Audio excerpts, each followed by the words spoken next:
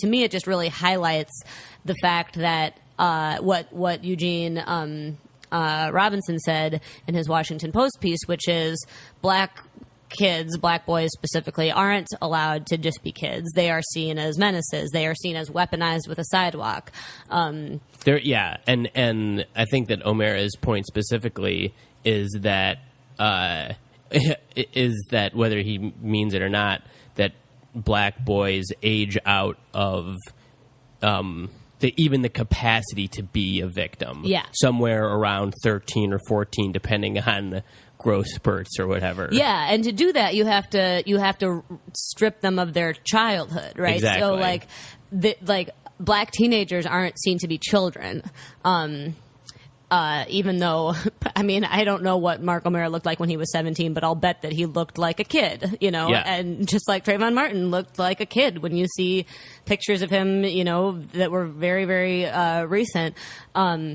It's like O'Mara defined this window which is, you know, 4 years. At 12, okay, he's a kid. In the span of 4 years, he has been taken out of that, turned into this aggressor, and you know, people were commenting a lot that the Zimmerman trial. One of the most horrifying aspects of the Zimmerman trial was that it seemed like Trayvon Martin was on trial for his own death, and it seemed like the humanity of Trayvon Martin was in trial. The humanity of Trayvon Martin was in question. It was completely, I think, stripped by the words of the defense team. And I think that it's important to like connect to take those steps back, take that 4-year step back, and think about the fact that he was a small child, you know, 4 years ago. 12-year-olds are kids, and to recognize that part of what's at work when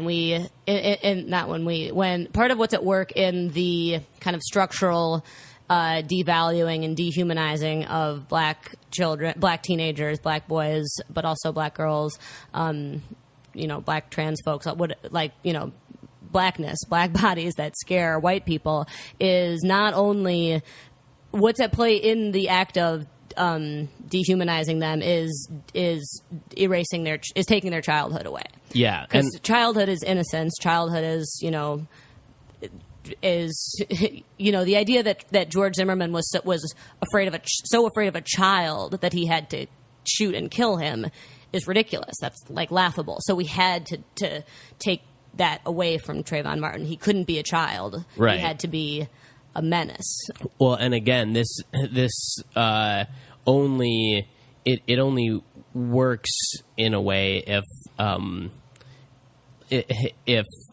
it's not about a body changing. Like, I think that again, it's sort of couched in this objective language of, well, boys' bodies do change from 12 to 16, 12 to 17, and the argument is presented in that way, in a way where it's sort of like, how can you deny that a body changes, that a boy's body changes? We had this cardboard cutout of Trayvon Martin's body, you know. But it's not about somebody's body changing. It's about them growing into the identity that our society has shoved them into. Right. Yeah. And it's to just keep returning to this Richard Cohen thing, because it's such a perfect example. He says that wearing a hoodie is a uniform that we all understand, and that's exactly the point. It's not